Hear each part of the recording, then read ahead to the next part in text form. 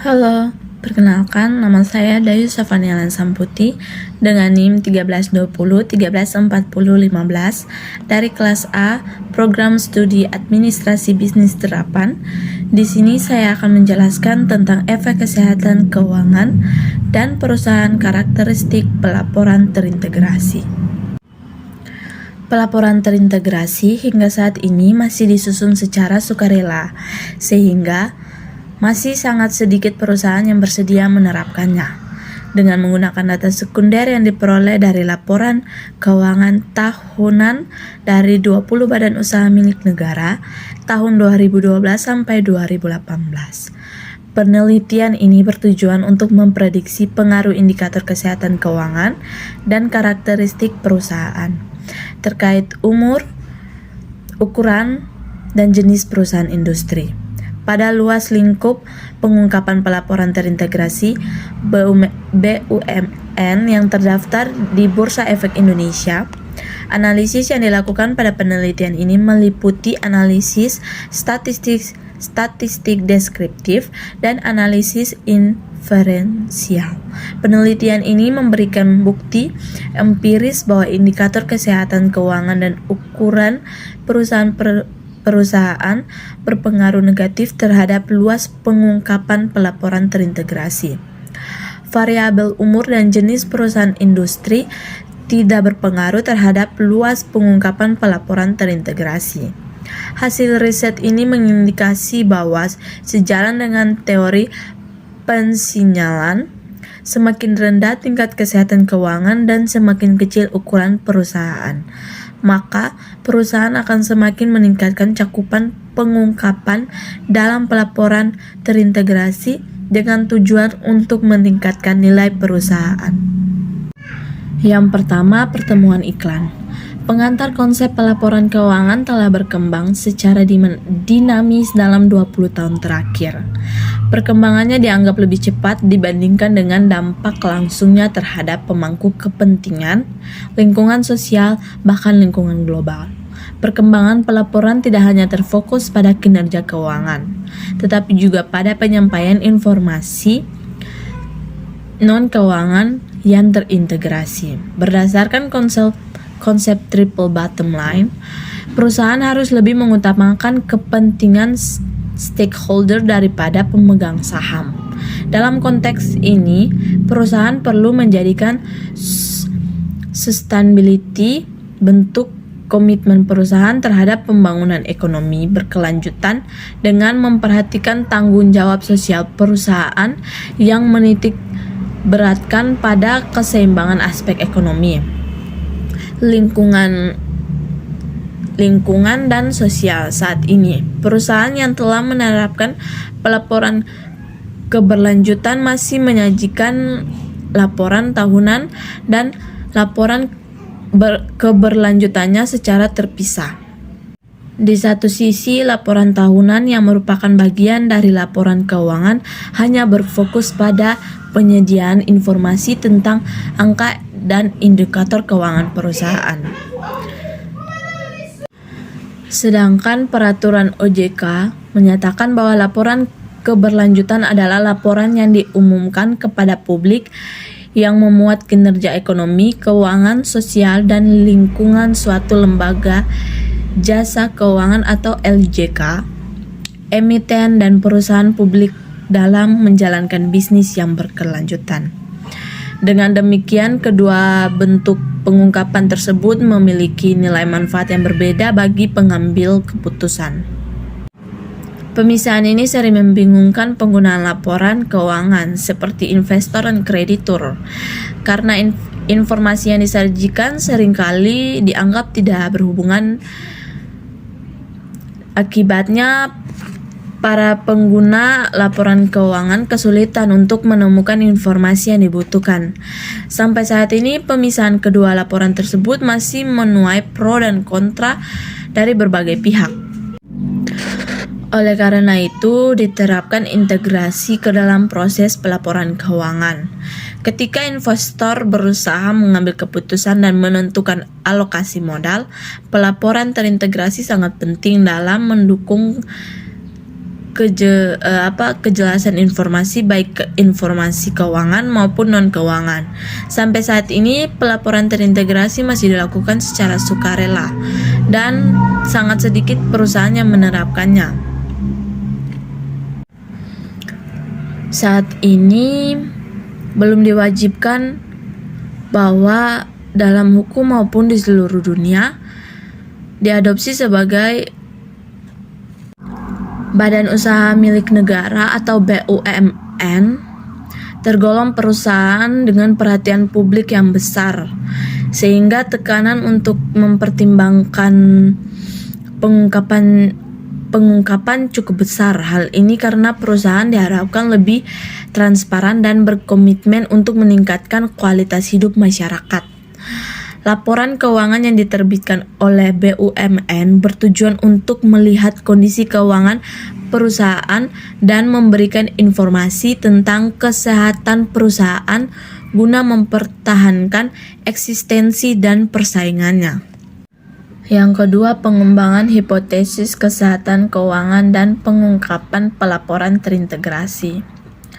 Buitendak et al. Mengungkapkan bahwa entitas dengan peluang pertumbuhan yang lebih tinggi cenderung mengungkapkan informasi lebih banyak daripada entitas dengan peluang pertumbuhan yang lebih rendah. Hal ini dikarenakan entitas dengan pertumbuhan yang lebih baik tentunya memiliki kinerja keuangan yang lebih baik pula. Selain itu, entitas juga akan membutuhkan sumber daya yang besar dalam waktu dekat.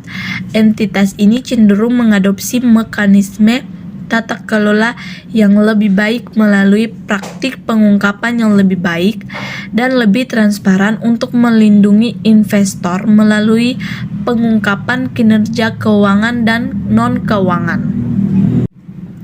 Tata kelola yang baik dan perlindungan pemegang saham otoritas dapat menurunkan biaya modal sehingga investor cenderung membiayai jenis entitas ini.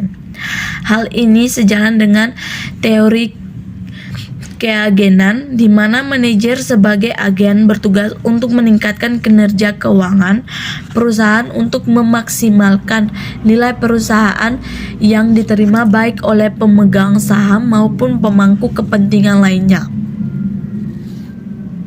Dalam signaling teori, perusahaan dengan kinerja yang baik akan mampu memberikan sinyal positif bagi investor.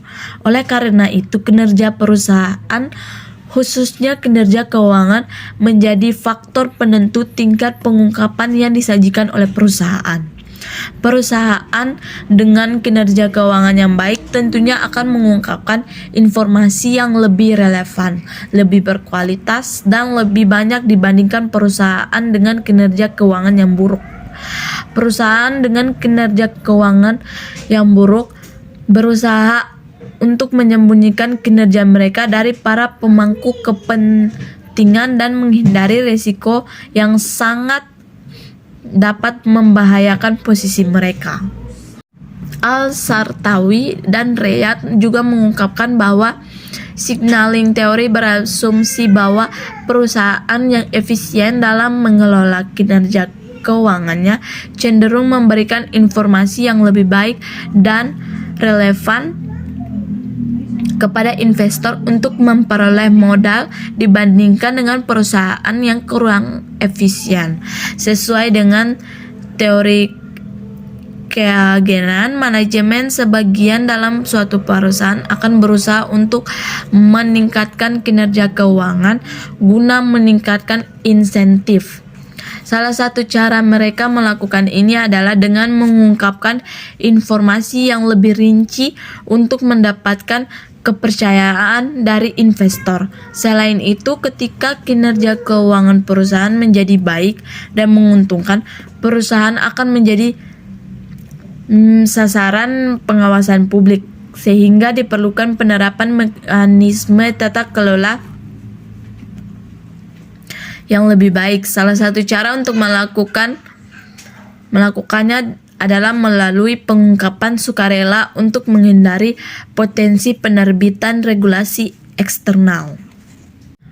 Berdasarkan kriteria tersebut, maka jumlah sampel yang digunakan dalam penelitian ini adalah 20 BUMN dalam periode pengamatan selama 7 tahun. Data yang digunakan dalam penelitian ini adalah data sekunder yang berisi data keuangan yang diperoleh dari laporan keuangan tahunan BUMN yang dipublikasikan. Penelitian ini menggunakan data polling gabungan, data antara perusahaan, dan data time series dengan periode analisis 2012 sampai 2018.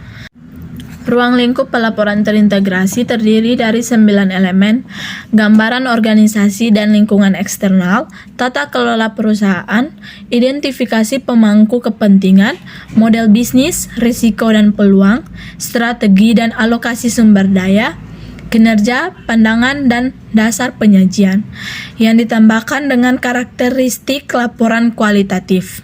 Kriteria ini disebut daftar periksa pelaporan terintegrasi yang dikeluarkan oleh IIRC.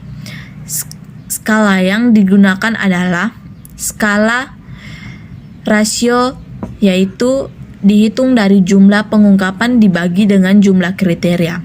Variabel bebas dalam penelitian ini adalah indikator kesehatan BUMN. Variabel ini dihitung menggunakan skala ordinal berdasarkan kriteria yang digunakan dalam keputusan Menteri BUMN. Kesimpulan dari penelitian ini bertujuan untuk memprediksi pengaruh indikator kesehatan keuangan dan karakteristik perusahaan terkait ukuran, umur, dan jenis industri BUMN terhadap tingkat pengungkapan integrated reporting BUMN yang terdaftar di BEI. Berdasarkan analisis, bukti empiris yang diperoleh menunjukkan bahwa indikator kesehatan keuangan dan ukuran BUMN berpengaruh positif terhadap luas pengungkapan pelaporan terintegrasi. Berdasarkan hasil tersebut, pada tadi dipresentasikan bahwa semakin rendah kesehatan keuangan dan ukuran suatu BUMN, maka semakin besar cakupan pengungkapan pelaporan terintegrasi. Jenis industri juga tidak berpengaruh terhadap luasnya pengungkapan pelaporan terintegrasi.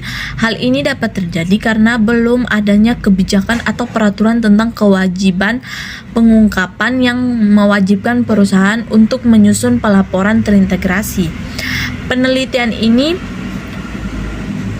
memiliki beberapa keterbatasan. Pertama, kesehatan BUMN dinilai hanya dari aspek finansial karena keterbatasan data yang diperoleh. Hal ini tidak mencerminkan aspek operasional dan administratif. Oleh karena itu, penelitian selanjutnya diharapkan dapat menghitung kesehatan BUMN dengan mempertimbangkan aspek lainnya. Itulah penjelasan saya tentang efek kesehatan keuangan dan perusahaan, karakteristik pelaporan terintegrasi. Sekian dan terima kasih.